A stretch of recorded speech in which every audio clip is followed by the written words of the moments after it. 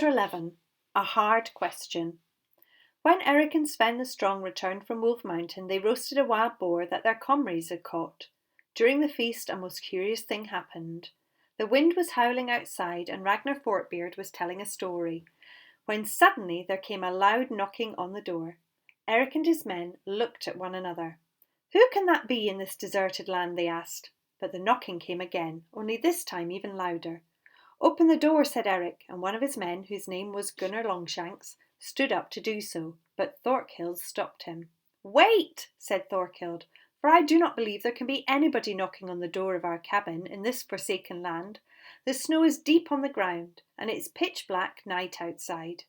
Then the knocking came again, only this time it was so loud that all the tables shook and the swords that hung from the walls rattled. "I fear it is some evil spirit," said Thorkild, "that wants us to let it in so that it may do some mischief." "But Eric," said Thorkild, "I know you understand such things better than most, and yet this may be a visitor who needs our help. We must open the door to see." And just then the knocking came again, only this time so loud that the whole hut shook, and the swords that hung on the walls crashed to the floor. Then Thorkild shook his head, and Gunnar Longshanks opened up the door. The night was black, and the bitter wind blasted into the hall, and there stood a small girl dressed in rags. "Bring her in," cried Eric, "before she dies of cold in the bitter night." So they brought the girl into the warm hall and closed the door against the bitter wind, and they gave her a cup of warm milk and a plateful of food, and sat her before the fire to warm herself. But the girl did not eat, and she did not drink, and when she felt the warmth of the fire, she began to cry. "Why do you not eat?" asked Eric, "and why do you not drink? And why do you sit and weep before the warm fire?" The ragged girl looked round at Eric and his men, and then said, "I do not eat because my father does not eat. I do not drink because my father does not drink. And I weep before the fire because, even now, my father lies out yonder in the cold snow and the bitter night." "Then weep no more," said Eric, "for we shall fetch him in." And Ragnar Forkbeard and 4 others put on their cloaks. But Thorkild went up to Eric and said, "Do not let them go into the darkness, for I fear if you do we may never see them again." Eric replied, "This child's father lies out yonder in the snow. We must find him and bring him back." But Thorkild shook his head. "I do not know what it is I fear, but I feel something unearthly is amongst us." "Thorkild," replied Eric, "I know that you can sense things when others cannot, and yet we must not leave this child's father to die out yonder." And Eric turned to the ragged girl and said, "Child, where does your father lie?" "Out yonder," said the girl. "But in which direction?" asked Eric.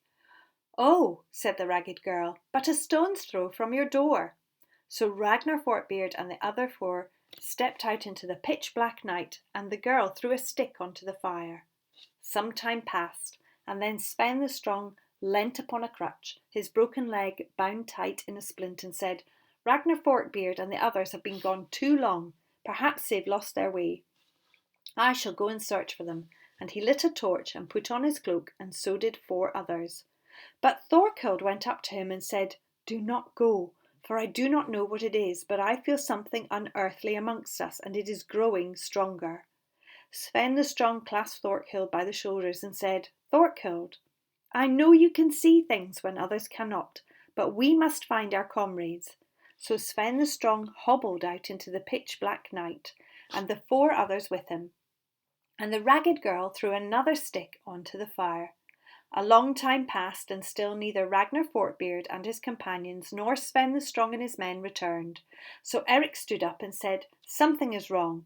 I myself will go and see what has happened to our comrades." But Thorkild jumped to his feet and ran to Eric and put his arms round him and said, "Eric, for the love that you bear me, do not go into that darkness, for there is something unearthly amongst us, and it has grown fearful strong."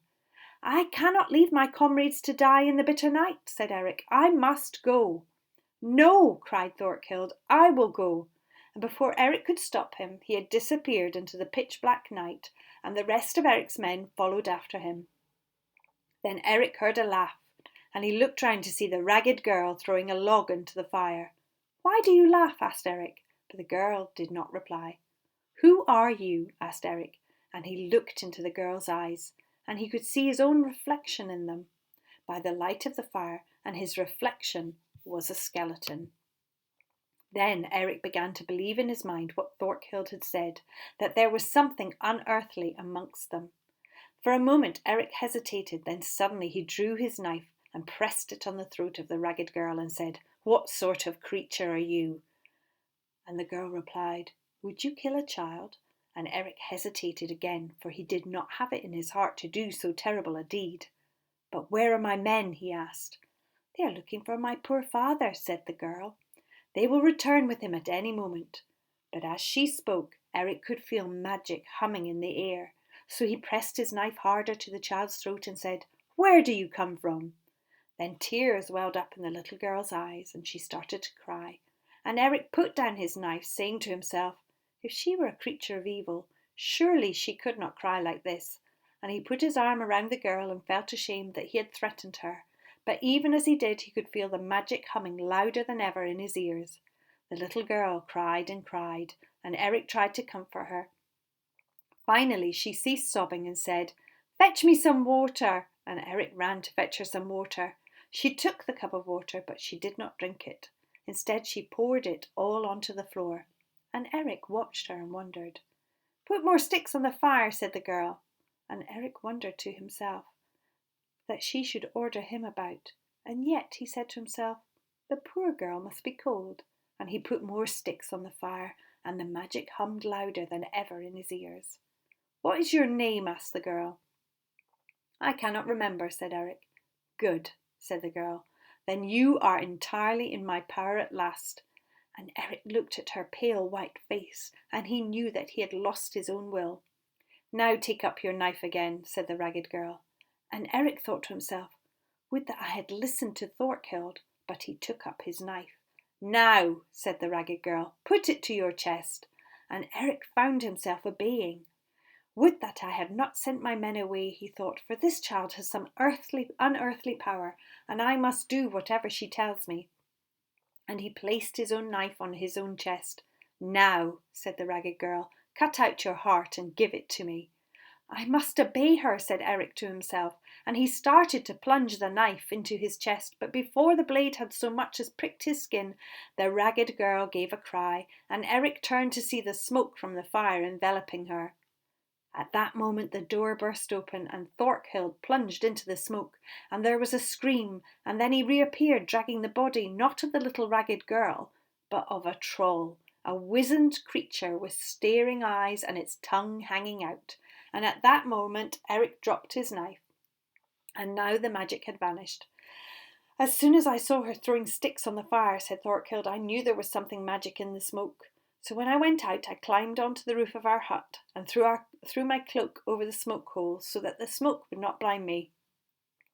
Then they threw the troll's body into the snow and found Ragnar Forkbeard and his men, and Sven the Strong and his men, stumbling in the dark. But the smoke that had blinded them was gone too. And when they saw their comrades, they embraced and returned to the feast and vowed they would not let themselves be blinded so easily again." "And yet," said Eric, "what we did was right and just. For what if the troll had been a poor ragged child? And what if she had had a father dying in the snow?"